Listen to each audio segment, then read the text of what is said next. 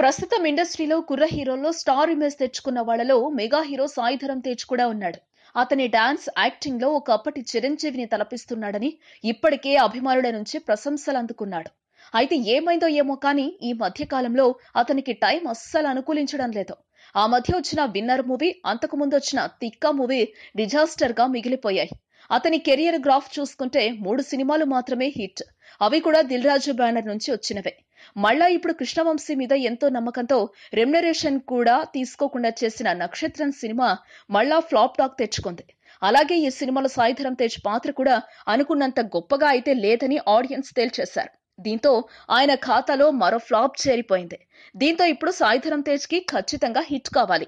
లేదంటే అతని story selections మీద అటు అభిమానులకు ఇటు ప్రేక్షకులకి అనుమానం వచ్చేస్తుంది.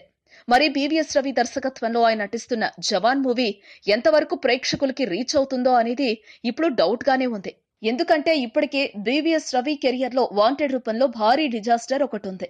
మరి ఈ సినిమా సాయి ధరమ్ తేజ్ భవిష్యత్తుని ఎటు తీసుకెళ్తుందో చూడాలి. ఈ వీడియోపై మీ విలువైన కామెంట్స్ ని మాతో షేర్ చేసుకోండి. అండ్ ఇంకో విషయం, సబ్స్క్రైబ్ చేయడం మర్చిపోకండి.